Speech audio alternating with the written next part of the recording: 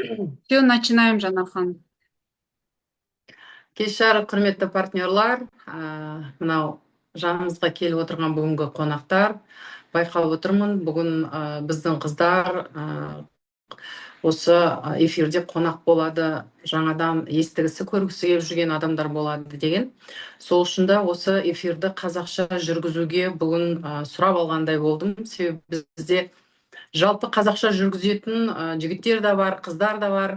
Бірақ біздің компания жалпы платформа халықаралық болғандықтан, бұл жерде орыстар да бар, немістер де бар, гректер де бар, жаңағы өзбек халқы да бар, қырғыз халқы да бар. Біз многонациональный, многоуровневый, маркетинговый платформа болып тұрмыз, қазақша айтқанда. Сондықтан енді бүгін басқа ағайындар ренжімес деп ойлаймын. Бүгінгі күнді өзіміздің қазақ тілінде өткізсек деп сұранып алдым. Менің есімім Жанар. Осы жердегі көп адамдар осы 2,5 жылдан бері осы компанияда жұмыс жасап, өзімізді өзіміз емдеп жүргеннен кейін бір-бірімізді танимыз. Тағы да қош көрдік барлықтарыңызды. Мына жерде ойбай, біздің жалпы қазақтың әйелдері біреу нанысып атады, біреу жүріп жүреді, біреу жатады, бәрін білеміз, мықтымыз ғой жаңағы. Біреу жолда келатады, әртүрлі жаңағы ситуацияда тірлігіміз бітпесін, ағайын. Шынымен де жақсы осындай жағдайда кездесіп отырайық. Кешегі айт күндеріміз, мына наурыздың мерекелері бәрі құтты болсын. Бір-бірімізге тек жақсы тілектер айтып кездесе берейік. Мен енді өзім туралы қысқаша айтайын. Көп нәрсе айтқанды ұнатпаймын, мақтанғанды тем более ұнатпаймын. Жаңағы айтады ғой, дәстүрлі кәсіпте жүрген адам, ол адамның сетевой бизнеске келуі да екіталай. Орталарыңызда ондай адамдар жетеді. Біз бір-бірімізбен осылай сөйлесіп, танысып, жаңағы өзіміздің историямыз дейміз ғой, сондайды айтқан кезде көп адамдар осы жерде әртүрлі кәсіпті дөңгелентіп отырған жігіттер мен қыздар. Енді мен де солардың қатарында болдым. 20 жылдың үстінде мен жылжымайтын да, жүріп кететін да, жаңа мүліктермен айналысып, оларды әртүрлі жұмыстарға қосып, сөйтіп халыққа қызмет етіп, өзіңнің қалтаңа да қызмет етіп, ол дәстүрлі бизнесіне өзің үшін жұмыс жасап, өзің үшін еңбек етіп, жаңағы ақшаңды тауып, нәпақаңды тауып жүру деген сөз. Ал енді сетевой бизнесқа келетін болсақ, бұл енді жүйелі бизнес. Жүйелі бизнес кім үшін керек? Жүйелі бизнес қазіргі заманда, мен қазір көп мына шетелдің қыздары, пенсиядағы апайлары, көп адамдармен танысып, сөйлесіп жатырғандықтан байқаймыз, шетелде бұл кәдімгі жұмыс, бұл кәдімгі мамандық. Әркім осы мамандық иесі болуға құштарақ екен. Себебі мен 70-темін деп атқан жоқ, мен 65-темін деп атқан жоқ, мен 75-темін деп атқан жоқ. Біздер жаңа пенсияны алдық, қалған Құдай жеткерер, Алла берер дейміз ғой, енді Алланың берері мол болсын. Бірақ жаңағыдай басқа елдердің әйелдерімен сөйлескенде олардың мақсаты басқа ма, әлде көріп тұрған алдына қойған жолы бөтен ба, білмеймін. Енді біздің де олардан үйренеріміз көп екен негізінде. Сол сетевой бизнес деп мен қазіргі таңда осы мамандық деп айтар едім. Мен үшін, мысалы, мен бір жағынан кәсіпкер болсам, бір жағынан қаржыгер болсам, қазіргі таңда мен жаңағы жүйелі бизнестің, сетевой бизнестің маманы болдым. Маманы болуға оқып та, шетел қыдырып та, жан-жаққа барып та, адамдармен сөйлесіп, оларды көріп, әр адамның не затқа мұқтаждығы, соның барлығын сөйлесіп жүргеннен кейін уже түсіне бастайсың, осы адамға не керек. Енді қараңыз, бұл мамандық дедім. Мамандықта, каждый мамандықта, мысалы, осы уақытқа дейін 10 жыл оқысаң, әрі қарай 4 жыл университет оқысаң, 2 жыл магистратура оқысаң, тағы да докторантура оқысаң, сен бір мамандық иесі боласың. Бірақ квалифицированный, профессиональный өзіңше сол опытты бастайсың, сол жұмысты бастайсың. Солай ғой. Дәл осы компанияның өзіне келгелі бері осы 2,5 жылдың ішінде өзімізді дамытып келе жатырмыз. Ең бірінші жасайтын дүниеміз өзіңді дамыт дейді. Содан кейін өзіңнің білгеніңді жұртқа үйретіп жатырмыз ғой, сол өзгені дамыт дейді. Ал одан кейінгі үшінші қағида өзгені дамытуға бағытта дейді. Енді қазір біз өзгені дамытып, жаңағы барлығын бүйтіп алдыңа иіріп алып оқта беру емес қой. Бәріңіз де сауатты, бірнеше дипломы бар адамсыздар. Сондықтан бірінші система керек, екінші дисциплина керек, одан кейін дамый беруің керек. Ал енді өзгені дамытуға бағыттау әр лидердің пешенесіне жазылған, мына маңдайыңа жазылған дүние. Себебі егер сен лидер болғың келсе, егер сен осындай командаға ие болып жүргің келсе, сен өзің самостоятельно осы жұмыстарды өзіңнің лидерлеріңе, өзіңнің жаңа келген өсем өнемдеп келген адамға үйрету. Жалпы сетевой бизнесті мен қазір бәріңізді микрофондарыңыз жабық, ол не, оны қалай түсінесің деген әшейін сұрақтарды қоймаймын. Себебі осы жерде жиналған көбісі сетевики, қалды найымда жүргендер, қалды кәсіпкерлер.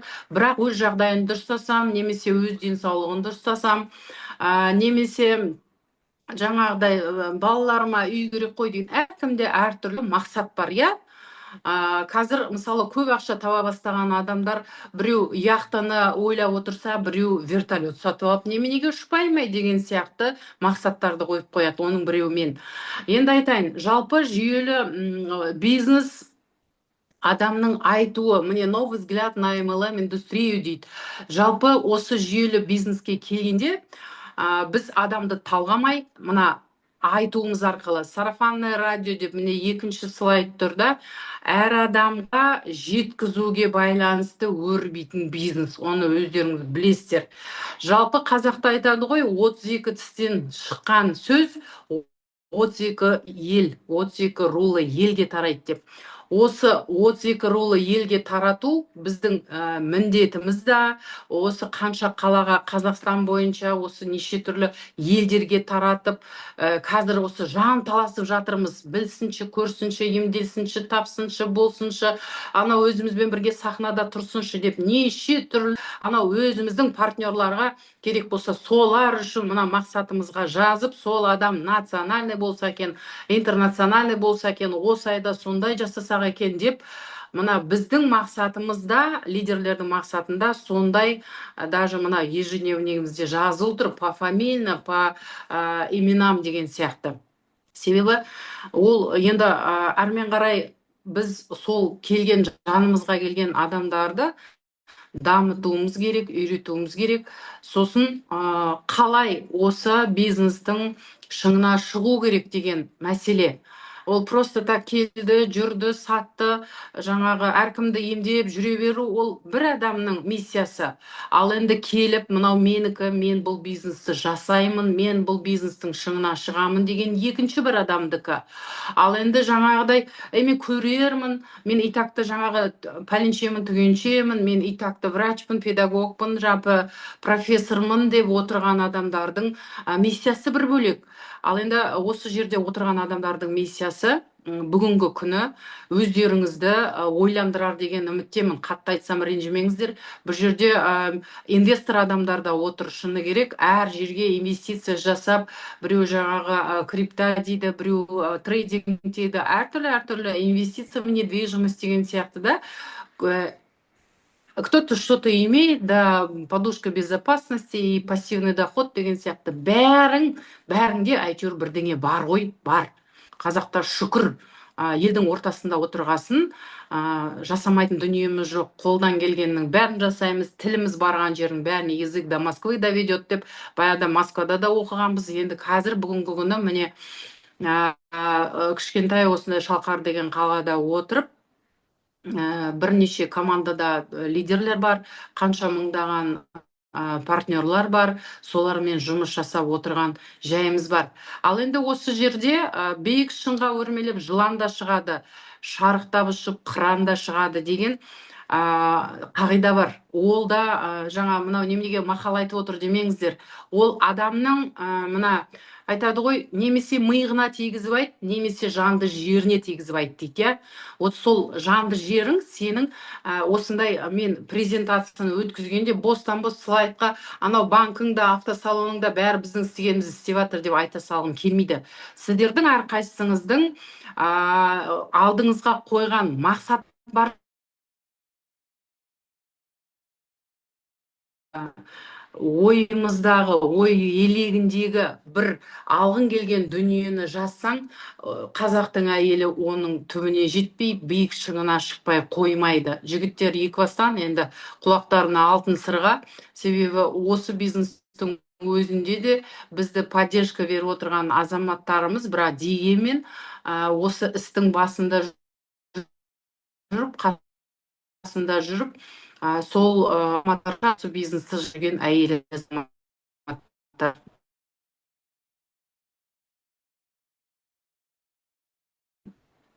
Я жетем дегенше ойды біз қанша жерге барып тастаймыз, солай ғой. Я думаю, сіздер менімен келісесіздер деп ойлаймын. Енді қараңыз, бұл позицияны айтып отырғандағы мақсатым неғұрлым сол жылан құсап өрмелеп биік шыңға шығасың ба, қыран құсап жаңа қалықтап ұшып, жаңағыдай шарықтап ұшып шығасың ба, тез шығасың ба деген мағына ғой. Ал енді тез шығам деген адамды оны да адамның өзінің болмысына байланысты, иә, надо этого захотеть дейді ғой. Тез шығам деген адам өзі ашық, неғұрлым ашық болса, неғұрлым кең болса, сабырлы болса, берерің, жаңа біздің мынау Эльнур, Андрей, біздің жаңа наставниктер айтып атады ғой, исходящий деп, ал сол исходящий деген қазақша біздің так, қазақша біздің шынайы, неғұрлым шынайы берерің көп болса, жан-жағыңа айтарың, шуағыңды шашып жүріп берсең, вот сетевой бизнес деген осы. Енді әрмен қарай мен осы компанияның Веда деген платформа, бұл халықаралық жаңағы платформа, интернет-магазин, маркетплейс, қайсысын айтып, қайсына түсінесіздер, қолыңыздағы, телефоныңыздағы интернет-магазин, дүкен деп түсініңіздер.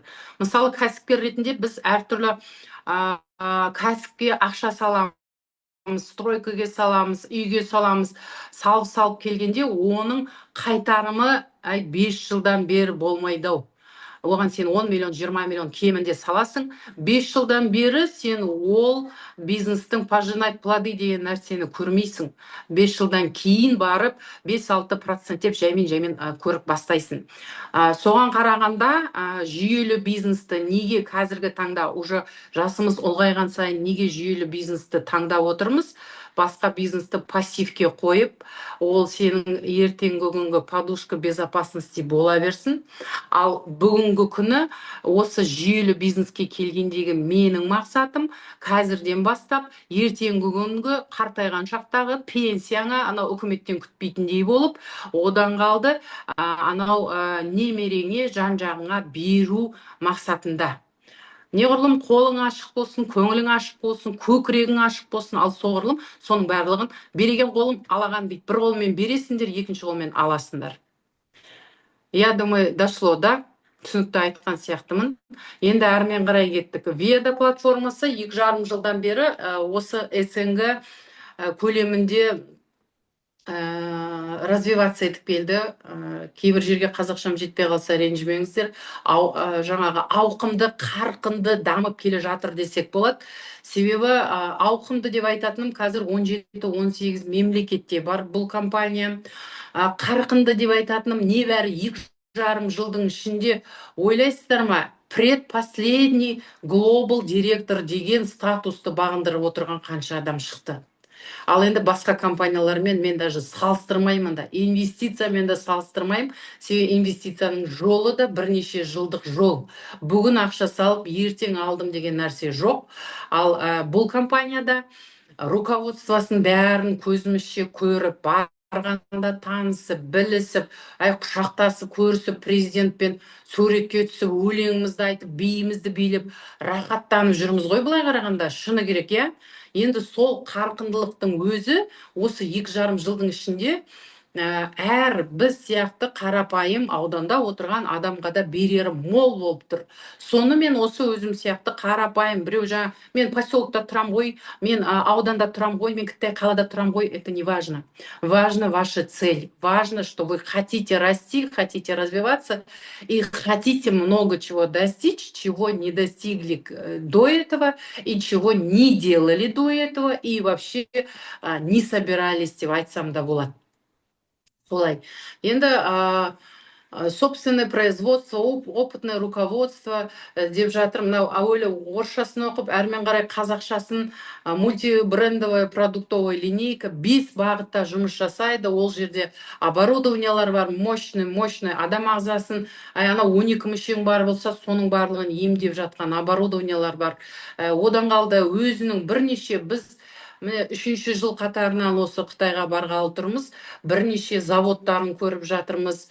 Ол заводтарының тазалығы, ол заводтардың ойбай ішіндегі дисциплинасы қандай, бәрін көріп жатырмыз. Ал енді руководствоға келетін болсақ, жаңа шет жағасын айтып кеттім. Мынау Лютин мырзадан бастап, енді құшақ жая қарсы алған Қытай. Мен бұрын ойлайтынмын, ойбой, біз қазақтан артық қонақжай, қазақтан артық жаңағы не адам жоқ деп ойлайтынмын мен негізінде. Хотя қырғыз, өзбек бәрімен араласып жатырық қой, орыстармен да, но тап осы Қытайларға барған кезде біздің представлениемізда мен баяғыда жаңағы Үрімші, Гонжоу баратын жеріміз мына кәсіп ретінде сол жаққа барамыз да, бірақ ол представление совсем басқаша ғой, іздегенің басқа, азып тозып. Ал енді бұл жерде шыны керек, сені күтіп алғаннан бастап, ойбай, ол президенттің қасында өзіңді президентше сезінесің ғой. Шыны керек, мына қазағым ояныңдар, мынау Қытайдың соңынан Қытайдың осы платформасын жасайық деп айтқанда мен анау өңменен өткізіп жіберіп айтқым келеді ғой. Неғып жатсың үйіңде, осыны жасасан ғой, бір жағынан ең болмаса жаңағы бір қолдан жең, бір қолдан бас деген сияқты сөйтіп шығарып жасауға болады деп. Енді Лютин мырза бар, Цзюзин Шен мырза бар, Цоди Доди мырза бар. Цоди Доди мысалы Европада біздің партнерларға бүкіл логистикаға бәріне жауап беретін директор болса, мынау Хан Цзимин мырза қазір менің экранымда тұрған, бұл кісі енді бүкіл осы ассоциацияның председателі. Бұл кісімен де жақын Қытайға барған сайын сахнадан да көреміз, алдымыздан ой қандай, знаете, бір ашық, бір күліп тұр ғой, көздері де күліп тұр, бір денелері де ықшам күттей болғанмен бізге қарағанда кеңдеу ау, біз сияқты мынау эгосы өсіп кеткен жаңағы, шыны керек қазақ қазір мойындайық, эгомыз өсіп, ананы мынаны менсінбеуге айналдық, ананың статусы неғып бүйтіп жатыр, мынаның статусы деген әңгімелерді де естиміз.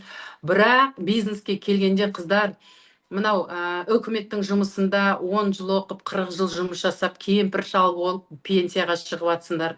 Біреуге жұмыс жасап, ебіл-себіл тоже не бар не жоқтың қатарында жүрсіңдер. Одан қалды кәсіпті дөңгелентіп өзіңе жасағанда да өліп талып ақшаңды басына жеткізсең аяғына жеткізбейсің. Бүйтіп жылына 2 рет бұл жердегідей қыдырмайсың да, жылына 1 рет барып келсең кәнекей, оның өзіне рахмет айтасың, бір күн күйеуіңе, бір күн балдарыңа, бір күн өзіңе деген сияқты. Сол осы мырзалардың, осы Қытайдың Веда платформасының президиумының арқасында осы Веда деген платформа құрастырылады. Онда Farhelp, Health Priority, Fundezi, Taijing International деген бірнеше заводы бар компаниялар осы платформаға осы затты пайдалана отырып, айналдыра отырып, сатпай рекомендация жасап отырып, сатпасаң да ақшаңды тауып, өзіңнің несібеңді тауып жүре аласың деген ұғымды білдіріп отыр. Анары әрмен қарай. оборудование, БАДы, косметика, товары для здоровья, средства гигиены, бұл жерде бәрі бар. Жаңа айттым ғой, 5 бағытта жұмыс жасайды. Жаңағы косметиканың бетті бояп тастамасақ та, бетті әрлеуге жаңағы даже осы жерде менің анау косметологический прибор берді ғой, биыл Хайнанға барғанда. Ой, бір керемет нәрсе ғой, бетіңнің бәрін жыбырлатып деген сияқты. Басқа жерде жоқ зат, басқа компанияда жоқ зат, осы платформада бар. Ал не істейсің? Жарат, жаса, ал, пайдалан, өміріңді ұзарт, мынау клеткаларыңды жаңарт, тек пайдалы осы дүниелерді халыққа сауапты іс жасай отырып, салауатты өмір салтын насихатта деп осы заттарды беріп отыр. Болды? Дальше что? Ой, мынау бәріміз жақсы көретін оборудованияның біреуі активирует спящие клетки, замедляет процесс старения организма, стимулирует. Бәрі ғой, алла. Бүгін чаттан қазір бір қызықты айтайын. Чаттан мынау басына шашы түсіп, шашы шыққан қыздар, жігіттер бар еді ғой, анау луковица шығып жатқан, таз болып қалған, совсем таз болып қалғанның басына да осылай шаш шығып жатырған видео деп сұрадым. Бірнеше видео келді. Ризамын. Әуелі алла дейік. Қалды осы аппараттардың мықтылығы. Қазір кожный заболеванияң бар ма, шашың шықпай жатыр ма, жүрегіңде ақау бар ма, энергияң жетпей жатыр ма, мә, пожалуйста, активатор клеток. Алда үйіңде отыр да, фен сияқты басыңды кеп тұр, шашыңды шығар, шашыңды қарайды, ақ шашты қарайды, дырылдатып отырып, өз жаңа денсаулығыңды өзің дұрыста. Дальше. Коррекционный стельки. Мынау енді менің ең жақсы көретін адамның жалпы ұлтарақ деген дүние. Мен осы грыжа, протрузия, сколиоз болып ауырып, мына қисайып қалған жайым бар. Қазір саунаға келген кезде айтармын деп отыр едім, оны да айтармын. Мына уақытымыз қысқа, 40-50 минуттық болғасын тез айтып өтейін. Бұл коррекциялық ұлтарақ жалпы адамның таванның анатомиялық пішіні, қазір ступинатор жоқ қой аяқ киімде. Анатомиялық пішіні мына 12 градусқа былай кішкене мына доғалау болу керек екен. Ал енді сол доғалау болмай, бәрінікі бүйтіп жалпақ табан болып кеткеннен бастап, біздің деформация мынау сүйек бойына, тобықта да су жиналуы, тобықтың қисаюы, мынау аяқтың ішке қарай X-образный, сыртқа қарай балпаңдап O-образный болуы, соның барлығы мына табанның дұрыс еместігінен екен. Аяқ киіміміздің де дұрыс еместігінен десек болады. Ендігі жолы осы коррекциялық ұлтарақ қанша акупунктурный точкасы бар, 6 магниті бар. Аяғыңа кигеннен бастап шауып кетесің ғой. Энергияң деген тасып, анау мен 2 жыл мешел болып жаттым деген жоқпын. 6 айдан кейін Қытайға барғанда осы коррекциялық ұлтарақтың арқасында анау пәленбай 1000 километр жаңағы Великий стенасына Қытайдың шықтық қой. Сол кезде риза болғаным, 2,5 сағат шықтым, 3 сағат түстім. Ал енді ойлана беріңіз, ол дегенің для меня это вершина, это для меня этот путь был достигнутый, цель болды, например, сол уақытта 2022 жылы. А қазір мен оған енді жүгіріп шығып, жүгіріп түсе аламын деп ойлаймын. Алла қаласа бара жатсақ көрерміз. Дальше. Ал енді мынау енді менің ең мықты жақсы көретін осы компанияға менің келуімнің себебі де болған өнім осы. Бұл Багуа саунасы жалпы халықта айтады ғой, баяғыда біздің ата-бабаларымыз, әжелеріміз барлығы тұзға да түскен, құмға да түскен, мына басы сыртқа шығарып, бір-бірін көміп тастап, айдай, содан кейін ыссы сорпа ішіп, ыссы шай ішіп, жаңа өздері бір апта ана бүкіл қоржын киімнің бәрін киіп алып, сөйтіп жүріп емделген ғой. Дәл соны бүгінгі күні мен ойлаймын, мына коронавирустен кейін Қытайлардың басы тек кеткен осы саунаны бізге беріп отыр.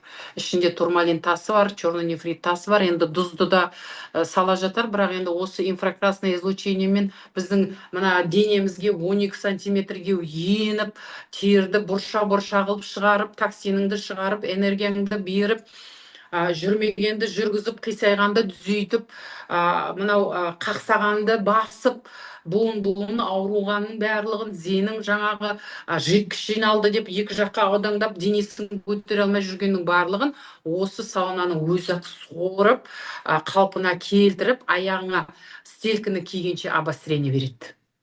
Енді Осы 22-ші жылы осы сауна маған тап болғанда, өзімнің танысым арқылы әкеліп, осындай сауна бар, мен сатып алып едім деп көрсетіп, 4 күнге тастап кетіп, сол арқылы мен 3 ай үйден шықпай түсіп, 10 күн түсіп 2 күн демалып, 10 күн түсіп 2 күн демалып, арасында 3 күн демалып, әйтеуір өзімді 3 айда ноябрьдің 23-інде 22-ші жылдың аяққа тұрғыздым. Сонда менің байқағаным, бұл сауна мықты. Енді жаңағы баяғы әжелердің жасап жүрген емінің бәрі, олар дәрі ішпеген ғой, укол алмаған, қазіргі сіздер сияқты системаға ешкім жүгірмеген. Жалпыда тек құмға түсіп, жаңағы июль айын күтіп, шілдеде деп тұзға түсіп, сөйтіп өз-өзін емдеген. Енді қазіргі таңда осы саунаның өзі дәл сол действияның бәрін береді, тек үй жағдайында жаңа қыр асып, тау асып, құмға түсіп, тұзға түсіп, басқа қалаға барып, немесе жаңағы парафин алып, әр профилакторияны жағалап керек емес. Профилактория бұл сенің үйіңде тұр. 1 метр жерді ғана алатын сауна Багуа. Қолынан келмейтін дүниесі жоқ. Ішіне түсіп отырғанда, мынау әркім айтады ғой, маған ыссы болмайды, ой, маған пар болмайды. Анау врачтар әбден миларына құйып тастаған, жаңа киста болса да болмайды, бүйрек ауырса да болмайды, жүрек ауырса да болмайды, басқа да болмайды. Ай, болады десем нағыл дейсіңдер. Себебі сол бірталай аурудың айналасында жүріп, жүре алмай қалып, осы сауна арқылы, аяғыма стелька кию арқылы өз-өзімді тұрғызып, әрмен қарай осы компанияға сенгендігім сондай. Қытайдың бүкіл қаласына, жаңа жіберген жеріне, мынау штаб-квартирасына, заводтарына барып көзімізді жеткізгеннен кейін, осы жерден айырылмай, ұстасып, тіресіп, осы жерді қайтсем жасаймын деп отқан жайымыз бар. Ондай жай сіздерде де бар деп ойлаймын. Себебі босқа отырмаған шығарсыздар мына жерде түнгі 9-да. Солай. Енді осы заттардың өзін жаңа айтып жатыр ғой, 32 тістен шыққан сөз деп. Ал енді ол сөз шығу үшін ол мен босқа айтпауым керек, ол жерде ақша табуым керек қой. Сол осы жаңағы платформаға келген адам сатып үстінен жаңағы 5-10 теңгесін көрмесін. Мына партнерский программа деп отырғанның өзі әр адамға мүмкіндік беру. Мен неше адамға мүмкіндік берсем, сол адам менің алдымнан жазылмай кетпейді. Сол адамды регистрацияға отырғызып, не болғанда да миын ашып жіберіп құйып тастамасам да, сол жерде айырылмай өзімен сөйлесіп, ең бірінші менің жалпы адамдармен сөйлескенде ұзағырақ сөйлесем шығар, алдыма келген адамды кімсің, несің, қандайсың, қандай профессиясың, не істеп жүрсің, неге жүрсің, веданы қайдан естідің, кімнен естідің, соның бәрін сұрақты жаудыртып сұрап алып, ол адаммен 5 минут кемі сөйлесуім керек. Себебі мен келген адамды, ой, здравствуйте, садитесь, я Жанара, вы кто, вы Бибігүл, хорошо, деп отырғызып алып, сегодня веда демеймін мен. Себебі ол адамның ішкі жан дүниесін түсінбей тұрып, ол адамның алдыңда отырған кім екенін білмей тұрып, здрасте, это веда, до свидания, это прокладка дей алмаймын. Сондықтан осы партнерская программа бізге беріліп тұрған, анау айтқан сайын, исходящий сенен шыққан сайын, партнерлар саған өзі келеді, отталкивать еткен сайын, мына жерде қандай ақша бар, сен неменеге сайрап отырсың, мен де айтқым келеді деп айтқанша, аузынан шыққанша осының миына құя беруіміз керек. Енді жалпы бұл компанияда басқа компаниялармен салыстырмалы түрде айтсам, бір ғана жаңағы маркетингке бір ғана структураға жабысып қалған зат емес. Бұл жерде мгновенное начисление дейді. Әуелі келдің, бірнеше, мына осы слайдты жасаған, мен кешеден бері осы слайдты қарап жатырмын. Анар ханым жасаған адам басын артына, артын үстіне бүйтіп көтеріп жіберген сияқты. Себебі ең бірінші пакеттердің маған қанша тұратыны қызықтырады да. Міне осы жерде, осы платформаға келген кезде әркім өзі қанғалақтап келіп, бір затын алып, үйіне очкиді 27.500-ге сатып алып кете салмайды ғой. Бұл жерде өзінің осы маркетинговый ход дейді, пакет дейді, әркім әртүрлі айтады. Бірақ кәсіпкерлетінде мен осы 3 номиналды франшиза деп айтар едім. Себебі сен ақша саласың. Ақша салған жердің барлығын, ол сенің бизнесің, ол сенің интернет-магазиның. Ал интернет-магазинді сен қолыңа алып, $500 аласың ба, $5000 аласың ба, ол сенің франшизаң болып саналады. Яғни осы компанияда 3 түрлі пакет, 3 түрлі франшиза, 3 түрлі жаңағы мүмкіндік бар. Біріншісі старт, ол клиенттерге, студенттерге арналған деп өзіміз солай болжамдаймыз. Екіншісі стандарт, ол жаңағы мен өскім келеді, ақша тапқым келеді деп енді тәй басып осы жерге келіп, ұстап көріп, жаңағы тағып көріп, киіп көріп, сөйткен стандарт бастау үшін арналған пакет деп. Одан кейін премиум, ол енді VIP пакет, кәсіпкерлерге, бизнесмендерге, мынау сетевиктерге, жоқ мен $2000 пакетін треугольник қылып алам деген адамдарға да жол ашық, әрдайым қолдаймыз. Енді стартовый пакеттің мүмкіндігі $250 мен $300 аралығында. Ол жерге үш түрлі үшінші поколениеге дейін 5% ақша беріледі, үш түрлі табыс көзі беріледі. Ең бірінші бұл компаниядағы табыс көзі степ бонусы болса, сол степ бонус, бинарный бонус и бонус повторных покупок деген қайталап алынатын ай сайын саған жаңа активация жаса, бал жаса, базовый жаса, бол тұр жаса, өлсең де тұрсаң да 3000 жаса, 5000 жаса деп жаңағы талдыратын нәрсе жоқ. Бірақ егер үшінші доход көзін алғың келсе, хотя бы үшінші поколениеге дейін ай сайын 30 PV-ді жасап, сосын 5%, яғни 3 табыс көзін алуға болады. Егер осы 250 пакетте жаңағы франшизаны алған болсам. Әрмен қарай стандарт пакетте отырған адамдар $500 мен $680 көлемінде, яғни ол активатор клеток болуы мүмкін, ол сауна болуы мүмкін, ол осы жердегі 50 өнімнің әйтеуір бір 2-3-еуін алып шығасын деген сөз. Ол бүгінгі таңда $500 пакетті франшизасы деп қабылдайық. Степ бонусы 50% беріледі, бинарный бонус 10% беріледі. Алтыншы поколениеге дейін жаңа бонус повторных покупок 5%, әр айдың 29-ында алатын алтыншы поколениеге дейін беріледі. Және төртінші бонус жаңағы статустар директор және регионал статусы беріледі. Әрмен қарай национальный статус болу үшін сізге уже премиум пакетке өту керек болады. Енді премиум пакетіміз $2000 мен $2500 көлемінде. Ол жерде де 9-шы поколениеге дейін, яғни 9-шы сатыға дейін төменге, мына юбка чем шире, тем больше партнеров деп айтамыз ғой орысша. Дәл сол сияқты мынау қанатыңды қанша жайып, төменге қарай қанша адамың, партнерың төменге қарай өскен сайын, сенің адамың көбейген сайын, осы пассивный доход, бұл жаңағы мында пенсия бар ма деген апайлар бар. Соларға айтар едім, пенсия дегенің осы пассивный доход 9-шы поколениеге дейін 20-29 мың адамның товар оборотының жаңа как минимум айтып отырмын, соның 5%-ын ала аласың деген осындай 3 франшиза бар. Енді 8 түрлі табыс көзі бар. Жаңа 3 табыс көзін айтып өтірдім. 3 франшизамен 8 түрлі табыс көзі. Бірінші степ бонусы, бинарный бонусы, бонус повторных покупок.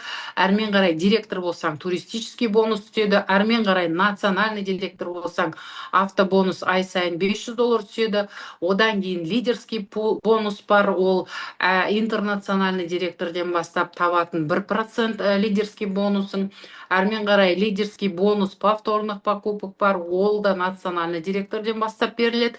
Ең соңғы 8-ші доход, осыған жұмыс жасап отырмыз ғой қазір. Ол глобальный бонус, халықаралық товар обороттың 1%. Ана 3% айтпағанда. Енді ең бірінші міне регистрация жасап, қай пакетке кірсеңіз де құптаймыз ғой. Ең бірінші регистрация жасағанда $500 егер франшизасын айтатын болсам, $500 келдіңіз, активаторыңызды алдыңыз, өніміңізді алып кеттіңіз, ақшаны бізге бердіңіз, компанияға аудардыңыз, сол ақшаңызға өніміңізді алып кеттіңіз. Мен сізге, сіз маған бере жақ емес, сіз компания тем более бере жақ емес. Одан қалды сізге 100% сол жұмсаған қалтаңыздан шыққан ақшаңыздың 100% $500 сіздің кабинетіңізге шық етіп қайттан келе қояды. Неге? Себебі компанияның миссиясында салауатты өмір салтын насихаттай отып, жүріп ақша тап, жүгіріп ақша тап, жаңағы міне қосты. жүріп жүгіріп ақша тап, кэшбэкпен келгеннен бастап, мұрныңды осы жерге сұққаннан бастап ақша тап дейді. Яғни $500 келдің, өніміңді алдың, өзіңнің $500 кабинетіңе қайтып келді, ол кэшбэк бонуста тұрады. Ол шешіп алынады, қай уақытта сен товармен ала аласың. Бұл компанияда тағы да айта кетейін, дистрибьюторский потребительский баға деген дүние жоқ, басқа компания сияқты. Маған арзан берсейші, анау үстіне неше процент көріп сатасыңдар деген әңгіме бұрынғы сетевой бизнестардың бұрынғы мына мышленияны алып тастаңыздар. Себебі сіздер қазір элитный платформа, элитный бизнесте отырсыздар деп айта аламын. Себебі мен өзім зат сатқанды ұнатпаймын, сатпауға тырысамын, бірақ рекомендацияны осылай берем. Енді қараңыз, за монетизация шагов бізге жаңағы 10 000 шаг жасаған сайын күніге $10 берсе, оның өзі осы денсаулық және өркендеу платформасының бірінші миссиясы адамдарды оздоравливать, денсаулыққа әкелу. Одан қалды ақша таптыру, одан қалды саяхаттау, одан қалды көрмеген жеріңді көрсету, істемеген ісіңді істеттіру деген сияқты 10 000 шаг үшін $10 береді. Бір апта үзбей жүрсең $70, $70 тапқаның үшін компания тағы $30 береді. Молодецсің, 7 күн үзбей жүрдің.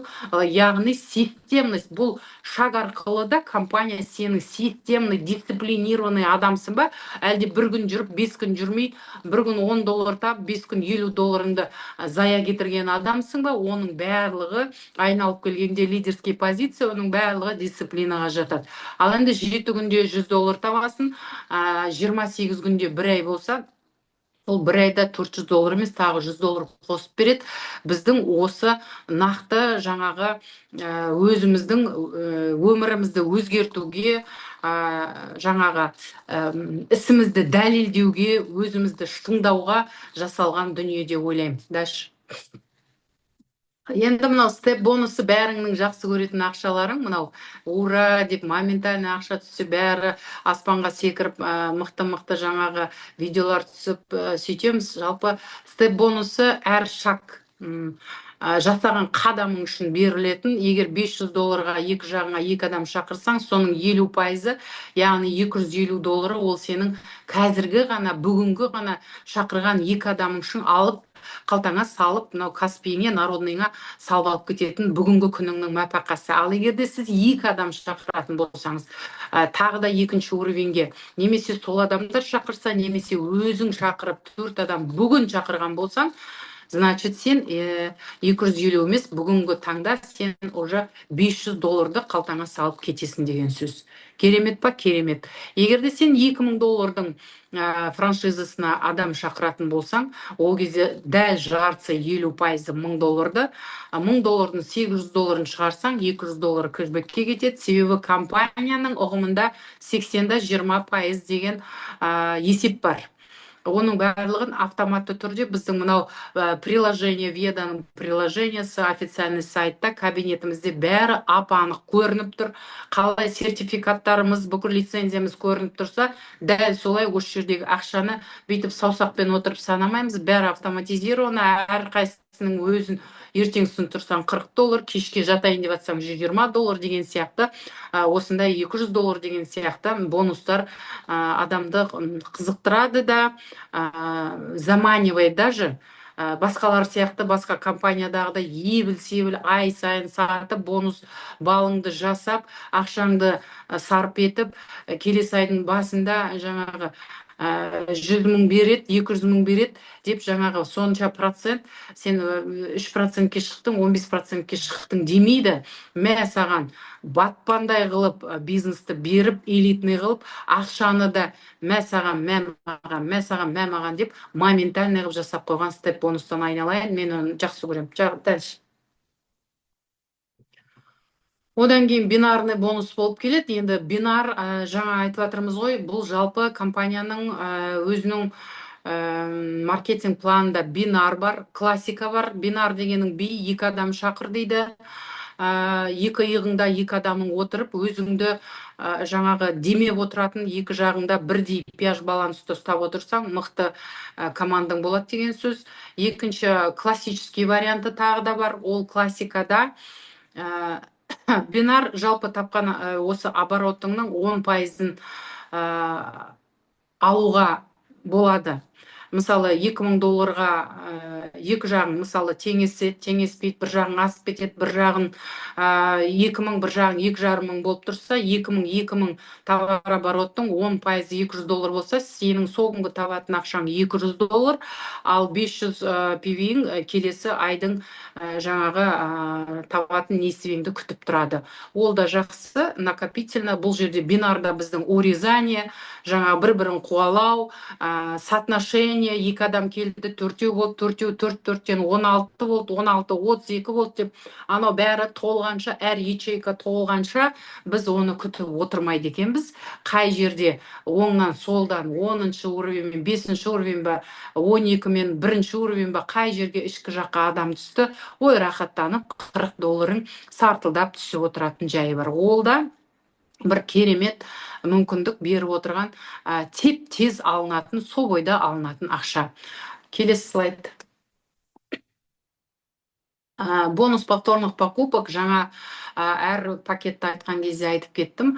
Егерде 250 доллардың пакетінде отырсаң, 3-ші линияға дейін ай сайын 29 күні 5% от товарооборота команды дейді. Ол өзіңнің жаңағы командаңда теке тіресіп жұмыс жасап келатқан 10 адамың, біреу 30, біреу 100, біреу 1000, біреу тіпті 100 очки сатқыштарды да көріп жатырмыз. Қазір офиске барсаң түрін көресің.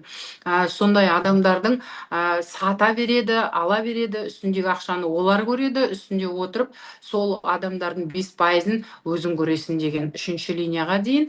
Одан кейін 6-ші линияға дейін 500 пакетте отырғандар алады, 9-ші линияға дейін, яғни саты линия дегенің келген адамның әр қайсының 9-шы сатыға дейін юбкаңыздың кеңіне таралған барлық партнерыңыздан алатын. Міне даже жазылып тұр, 29.524 партнердан 5% алғанда нең қалады. Ол үшін действие керек, ол үшін жаңағы действующий болу керек деймін ба? Сондай болу керек. Ал бұл енді бонус повторных покупок, 3-ші осы жердегі бонус. Енді квалификацияның бонустарын айтатын болсақ, 4-ші бонус бізде туристический бонус, саяхаттауға арналған. Оның шешілмейтіні маған мықты ұнайды ғой. Ана автобонуста шешілмеген дұрыс еді, тұра берген негізі. Алсаң да, алмасаң да машина аласың десе, тартылдатып, бәрі осы жердегі адам бәрі машина алып шығар еді да. Мына туристический бонус деген директор жаңағы квалификациядан бастап, екі жағында 5000 товарооборот жасаған адам директор болады. Оны қалай жасаймыз? Өзің келдің, екі жағыңа золотой треугольникпен, мына жағыңа 3 адам, мына жағыңа 3 адам қоя қойсаң, пожалуйста, бүгін ақ директорсың. Ол 5000 кішкене ғана товарооборот, оның алатын ақшасы 1 миллионға жуық, қоюыңа байланысты оны да. Және 4-ші осы жердегі табыс көзі 100 доллар, ол саяхаттың бонусы деп, оны ай сайын алып отыруға болады. Одан кейінгі региональный директор, бұл стандартный пакетте отырып та бұл 2 статусты бағындыруға болады. 10 мың товарооборот бергенде тағы да 100 доллар. Манағы анау стептардың бәрін алып келатасың. Сол айда директор болсаң 100 доллар, региональный болсаң 200 доллар, қанжығаңа саяхаттауға сонда 200 доллар табыс түседі. Одан кейін национальный директор, ал енді национальный директор болу үшін қыздар мен жігіттер біздерге 2000 доллардың пакетіне, премиум пакетке апгрейд жасап өтуіміз керек. Себебі 30 мың товарооборот жасап отырып, әшейін кішкентай пакетте отырғанымызда ұят шығар. 9-шы поколениеге, 9-шы сатыға дейін ақша алғың келсе, өзің үшін сол 2000-ның пакетіне өткенің дұрыс болады ғой деп ойлаймын. Және осы директорлық статусын автобонус деген 5-ші табыс көзі қосылады. Бұл автобонусты басқа компанияларда осы 250 мың теңге өзі әжептәуір ақша, ол да 500 доллар деген, е. 5000 бермейді ғой енді, 500 доллардың өзі ойдай ақша. Ол теңгеге шаққанда 250 мың теңге. Оны да ай сайын түскенде шешіп алып отыруыңа болады. Анау картаңызға рахаттанып шығарып алып жұмсалып кетеді, момент жұмсалып кетеді. Анау машина керек емес, жарайды деп бүйтіп отырып 6 ай ма жиналып тұрып еді, артынан қалай кеткенін білмей қалдық. Сол сияқты ол жиналып тұра берген негізі шешілмеген жақсы екен. Машина аласың деп. Бірақ енді басқа компаниялардан айырмашылығы өзінің фишкасы осы болып тұр ғой. $500 қолыңа шартылдатып тұрып санап аласың, шешіп аласың деген мүмкіндікті беріп қойған.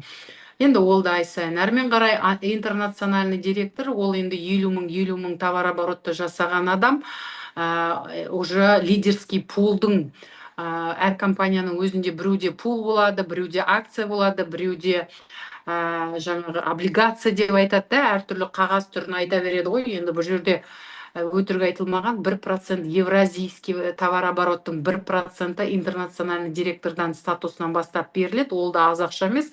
Неше интернациональный директор болса, сол Азияның товарообороты соның жаңағы 1%, 80 интер болса, 80 интерға бөлініп беріледі деген сияқты. Сондай ақша. Және 1% от товарооборота повторных покупок. Ол мына национальный директорға, осы жерде нацтың бір фишкасын айтпай кетіппін ғой. Тоқта деп айта салмайсыздар ма? Мынау автобонусқа қоса бонус повторных покупок товарооборота дейді ғой, соның 1%-ін өзіңнің командаң емес, өзгенің, мына Азияның командасынан, Евразияның командасынан тағы 1% ақша отырасыздар. Ол дегеніңіз дәу көп ақша болмағанмен, кішкене жаңағы айтады ғой, жаңағы капля в море дейді орыстар, иә. Бірақ сол капля в морең жинала былай ақша болады. И сол 1% национальный директор болғаннан бастап автобонусыңды $500 шешесің, жаңа 1%-ың тоже мой счетқа түсіп тұратын ақша. Ал интер болған кезде евразийский товарообороттың, мына регистрация полный товарообороттың 1%-ын алсаң, нацтан бастап повторный покупканың 1%-ын аласың. Айырмашылығын түсіндірдім деп ойлаймын. Енді әрмен қарай континентальный директор 100 мың, екі иығыңда 100 мың товарооборот берген адам континентальный директор болады. Манағы турбонус $200, автобонус $500, нац болғандағы 1%, интер болғандағы 1%, евразийский 1%, жаңағы повторных покупок алып келесің, континентальный болғанда тағы 1%. Сонда евразийский товарообороттың 2%-ның иегері уже континентальный директор болғанда. Аз емес, ол да былай неше доходты көріп шыққанда өте үлкен ақша. Әрмен қарай уже ол директор, сол жерде уже тағы да 1%. Яғни, қыздар, біздің топ лидерлердің алатын ақшасы товарообороттың, евразийский товарообороттың 3%, және повторный покупканың, евразийский товарообороттың повторный покупкасының ай сайынғы жасалып 29-ында түсетін соның 1%. Ол 4% дегенің аз ақша емес. Әрмен қарай, не бар енді бізде қалған? Енді кому распределяется дегенді мен уже айтып тастадым. Все бонусы суммируются дегенді да уже қолымен саусақпен санап, оны да айтып тастадым. Одан кейін глобальный директор, ой алла, бере салған жаңа наставниктеріміз бар ғой, солардың бірінен кейін бірі глобал болғанда тіпті ұйықтап атқан жерінен тұрғызып алып құттықтаған жоқпыз ба? Сол сияқты біз орысқа да, орманға да, қазаққа да, өзбекке де қуана беретін жалпы кең халықпыз ғой. Ал енді глобал директор деген 10 мың товарооборот беретін халықаралық, анау евразийскийдің 3%-ын алып атсақ, енді бұл жерде халықаралық товарообороттың, бүкіл неше әлемде мировой товарообороттың 0,5%-ын алатын глобал, қалған 0,5%-ын алатын амбассадор, екеу бөліп алады ғой. Сонда 1% халықаралық товарообороттың иесі болып табылады. Ал енді 3 жылға жетпей соған жетіп жатырмыз ғой, Аллаға шүкір. қалған жерімізге енді осы отырған адамдар жетейік, алла соған жеткізсін. Мәселе ақшада да емес, мәселе алдыға қойған мақсатта болып тұр ғой. Ана төбемізде тұрған әуелі Құдай тұр, содан кейін жазып қойған мақсатың тұр. Соған терлеп тепшіп келе жатқан аяғың жүр, айтып отырған тілің сайрап отырған, соның бәріне Алла тағала осы жердегі барлық бүгінгі зумнан қалмаған партнерлардың бәріне жазсын деймін. Так, чем отличается деп айтқым келеді мен мына жерде, какие выгоды нашей компании деп қойыпты. Біздің компанияда выгоды өте көп, фишкасы да өте көп. Басқа компанияларды бүйтіп жібереді ғой жаңағы. Енді біз сетевик емеспіз, сетевик болмасақ та жаңағыдай осы қазір енді кішкене Инстаграм дамытып, ТикТокқа бірдеңелер айтып, мына статусқа салып сөйтіп жатқанынан адамдар осы мықты сетевик деп ойлайды ау деймін, білмеймін, бірақ әйтеуір жаңағы ана компанияға бір, мына компанияға бір шақырады. Бірақ енді анау финансист болғасын, әрқайсының өнімін қарамасаң да маркетингін бір шолып шығасың. Бұл не істеп жүр ол жерде, неге барды ол жерде? Ол жерде біздікінен айырмашылығы неде? Егер де жаңағыдай біздікінен сәл бір минусын тауып алсаң, неғып жүрсің ол жерде, мына жерге келсейші, осы жерде бар ғой соның барлығы деп айтуға бір предлог, ол үшін изучать ету керекпіз ғой. Сол, бұл жердің артықшылығы быстрая выплата дейді, қазір тапсаң қазір аласың, мә саған мә маған деп жаңа айттым ғой. Сол, отсутствие обязательных покупок дейді, ай сайын обязаловка жоқ, анау 100 балыңды жаса, баяғыда Арифлеймге кіріп көргенде 100 балл емес, соңынан қуалап жүріп, тез ұр, сал, добивай деп бисің тандыратын. Сол сияқты бұл жерде обязательных покупок нету. Егер де үшінші бонусты өзің үшін 5% алғың келсе, өзің үшін жүгіріп барып 30-100 пивигіңді жасайсың. Оны да жасасаң, керек па ақша? Жаса. Жасамасаң, рахмет, өзің біл, Алла риза болсын деп қойған да, ананда рахат, күшті қылып қойған, негізі ешкімге жалынбайтын қылып қойған. Одан кейін квалификационный бонусы суммируется дейді. Әрине, директор болғаннан бастап жаңағы директор келесі айда сен директорсың ба, әрмен қарай региональный болып жатсың ба, статусыңнан ешкім алып тастамайды да, бір жақсы жері.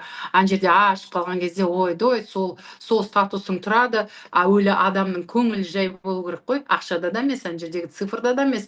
Сенің көзің көріп тұрғанда, көңілің толып тұру керек та, көзің тойып тұру керек қой.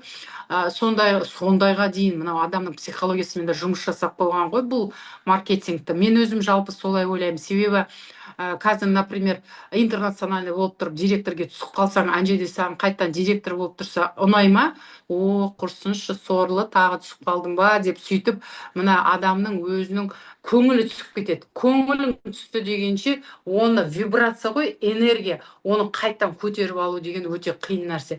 Ал енді ақшаң қалай аяғың жүріп, қолың сермеліп, тілің айтып, статусың қорғалып жатады, солай орында тұрады, әрмен қарай өседі деп айта аламын.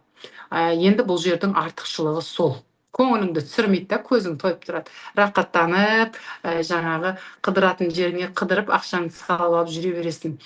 Енді бұл біздің компанияға келгенде бәрі да біліп келмейді, біліп туған адам жоқ, бәрімізді жаңағы келгенде әртүрлі оқуды да оқып атамыз. Бұл жерде де онлайн, офлайн обучение бар. Ол дегеніңіз онлайн деп отырғанымыз, осы отырған зумдарымыз, ертеңгісінгі утренний кофе бар, кешкі жаңағы осы вечерний біздің Қазақстан бойынша жүретін Анарханның ұйымдастырып отырған зумы бар. Оның барлығы онлайн болса, офлайн, әр қалаға барып, осы сахнада тұрмасаң, сен ақша таппайсың, сөйлемесең отырып қаласың деп желкелеп алып шығарып, офлайн барлығын үйретіп, алдымызға қойып, сөйлетіп, сайратып жатырмыз біз. Соның барлығы міне офлайн обучение. Әрмен қарай корпоративное мероприятие дейді. Компанияда білесіздер ма, ең бірінші жылдан бастап 1 жылдығы Алматы, 2 жылдығы Астана, 3 жылдығы енді Москвада болады деп жатыр. Оның арасында да қанша обучениелер болып жатыр. Оның арасында детокстың өзі ойпырмой бір сергіп қалатындай, оның да обучение, оның да бір мероприятие. Ал ондай жоқ қой. анау мен айтамын ғой, Гербалаевтан ағып жүрсіңдер, енді хайт еткен емес, Гербалаевтан ағып жүрсіңдер, айлап жылдап ішіп 10 келі тастаймын деп. Біздің детоксқа келе салмайсыңдар ма, бір күнде бәрін шашып тастайды деп. Сол сияқты бұл мероприятиялардың өзі адамды бір-біріне баулуға, бір жаңа қарым-қатынасты жұмсартып, үйреніп, утеплить етіп деп атамыз ғой жаңағы, сондай қылуға өте жаңағы жақсы мероприятиялар. Открытие новых сервисных центров дейді. Сервисный центр дегенді осы әр қалада бар. Қазақстанның түкпір-түкпірінде, міне Россиядан. Қазір мақтанып қояйыншы, менің командамда осы мықты лидерім бар, Алтынай Жұмашева. Сол қыз сонау Россияға барып, біздің қазақтың әйелдері мынандай деп айтып жатырмын ғой. Россияға келіп Қазақстаннан ашып кеткен жоқ. Қазақтың қыздары барып Россиядан аннан-мыннан ашып жатыр да. Осы сервисный центрлардың да жұмыс істеу жаңағы қарқыны мықты.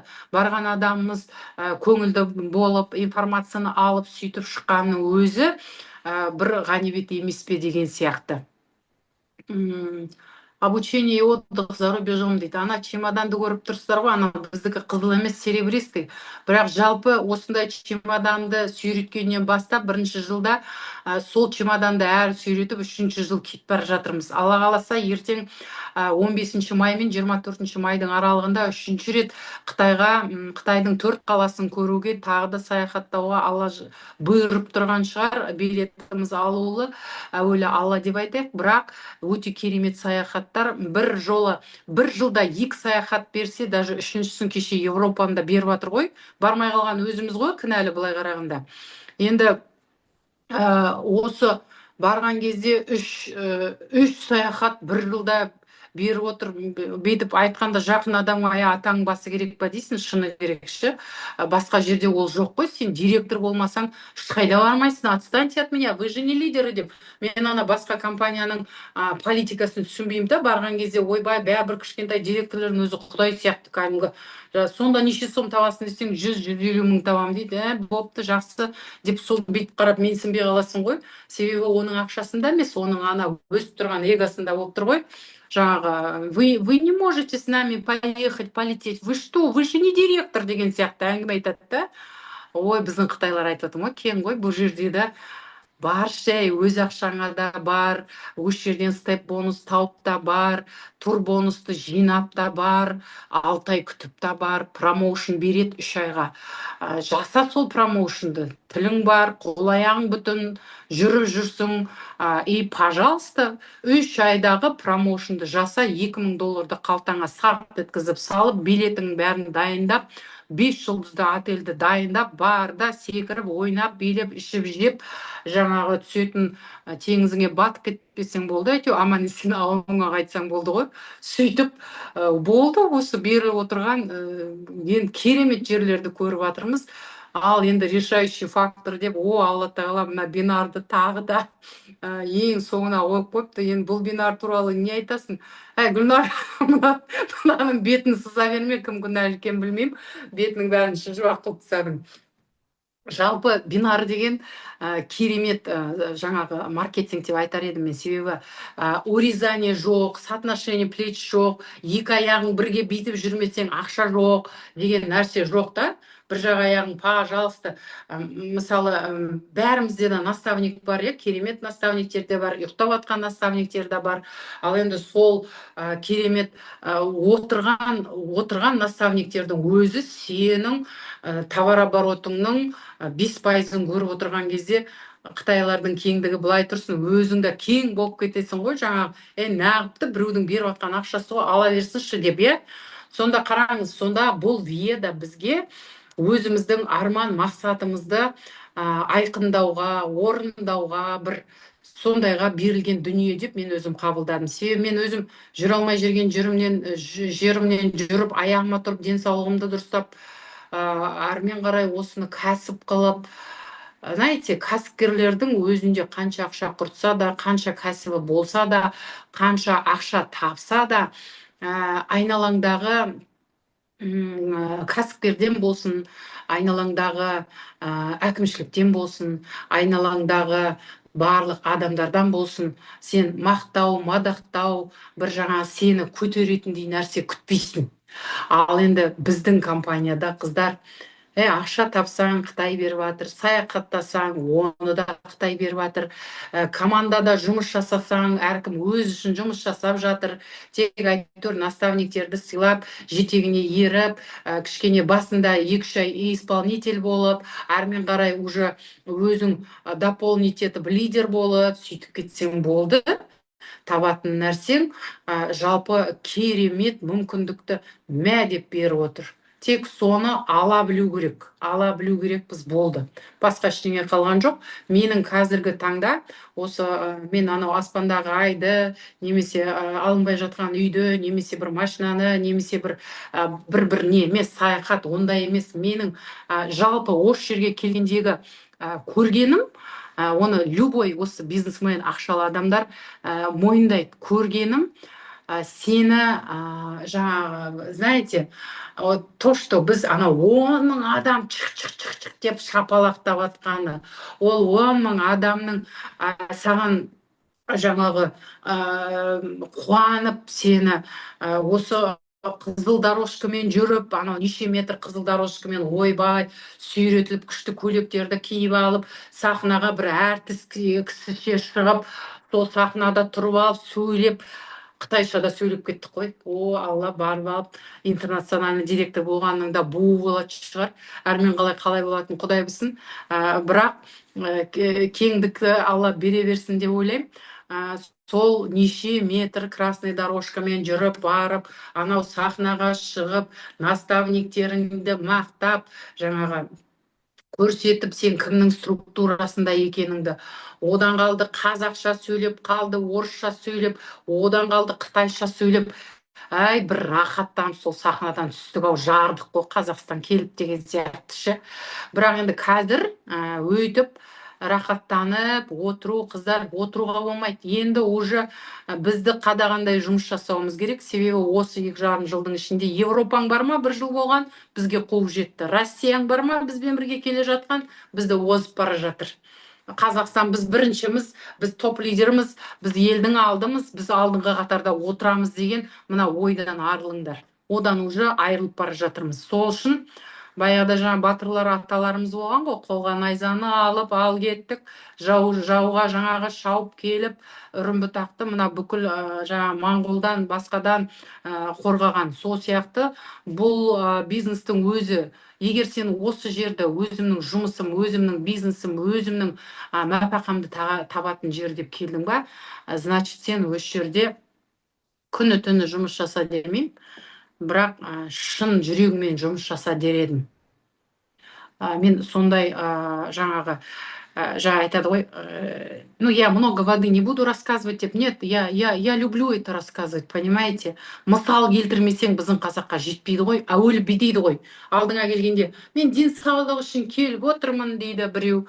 Хорошо, сіздің денсаулығыңызмен сөйлесейік дейсің. Екіншісі айтады, мен табыс үшін келіп отырмын, мен сетевикпін дейді. Хорошо, сіздің табысыңызды таптыру үшін сөйлесейік дейсің.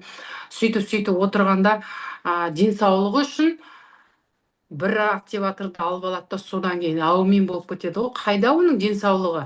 Бұл жерде ішетін да зат бар, киетін да зат бар, тағатын да зат бар деген сияқты, оны уже ұмытып кетеді.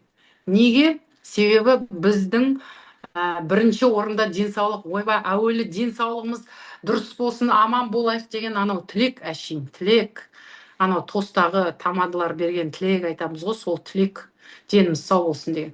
На самом деле ауызбен айтып орамыз да, әрмен қарай ақшамызды қимай, көзіміз жәутеңдеп, баяғы системамен жаңағы антибиотикке жүгіріп, врачтардың алдынан бір шығып, солар жұрттан артық білетін сияқты, сенің қолыңдағы приборлардан артық жұмыс жасайтын сияқты, соған жүгіріп кетеді ғой. Себебі ол жердегі жұмсаған ақшаларың білінбейді ғой, қыздар. Мен 10 жыл больницада жүрген адаммын ғой. Ол жерге жұмсаған ақшаң білінбейді. Себебі анализ тапсырып кел дейді. Анау 2,5 мың теңге, мынау 3,5 мың теңге, мынау 5 мың теңге деп келатқанда 100 мыңды бір-ақ анализге төлейсің ғой.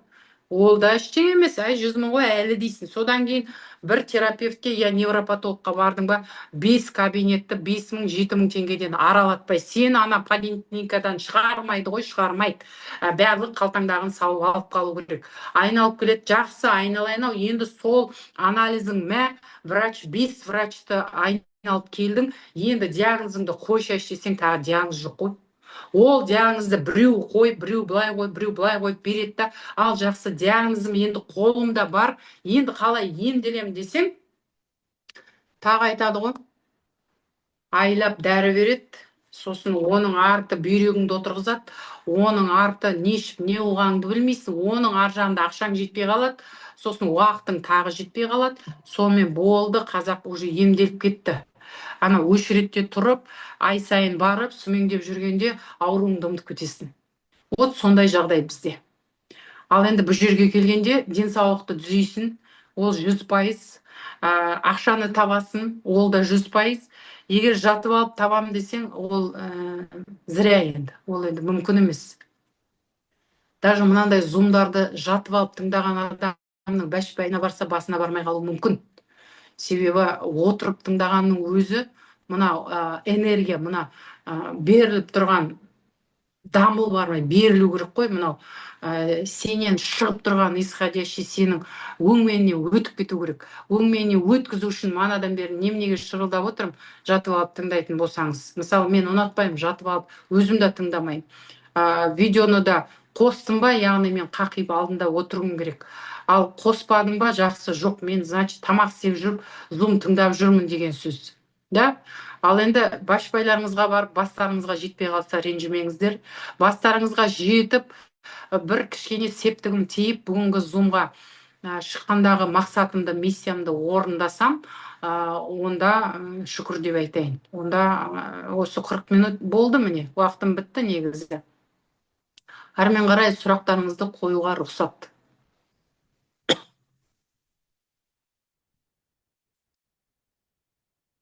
Анара, мына жұрттың дауысын аша бер. Так, сейчас хорошо.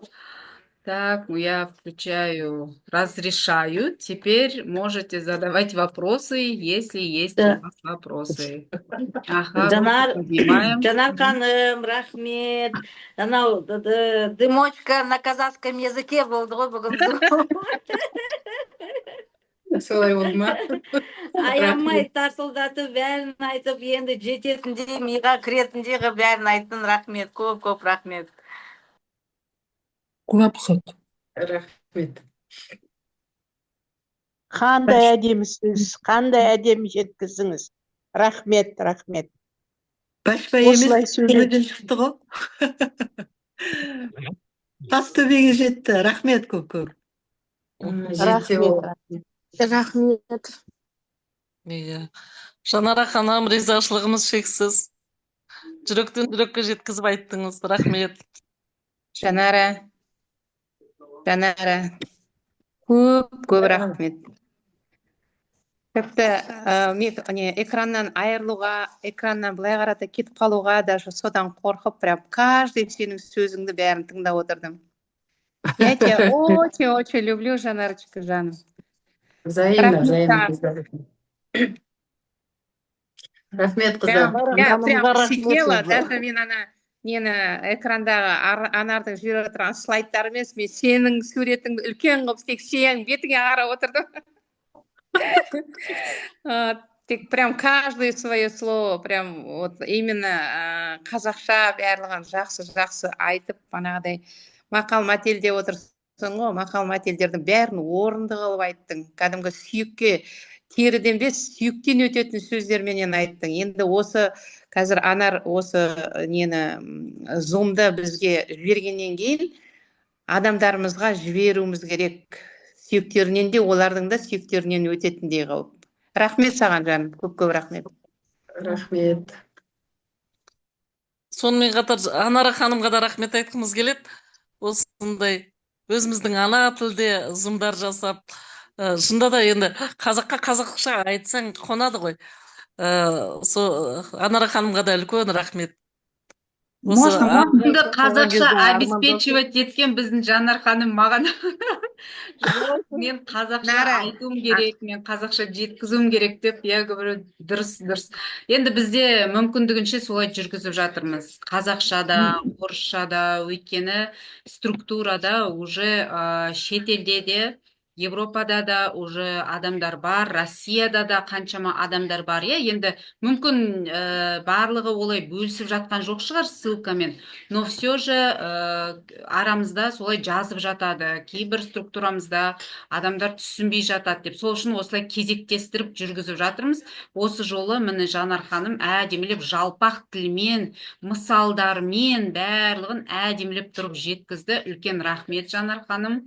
Мен өзімде прям 1 секундқа кетпей бәрін тыңдап, рахаттанып отырдым, получала удовольствие. Рахмет. Анара, бір не айтуға бола ма, Анара, замечание? Иә. Қыздар, ана утренний кофеға да кіріп жатырмыз, кешкі мына шайға да кіріп жатырмыз, иә. Экранның алдында отырып алып, манағы тамақ жеп отырған адамдар бар. Осы мен мына Алтыншаш ханымға айтқым келеді. 2 рет сізге замечание жасады. Выключите видео, вы кушаете деп.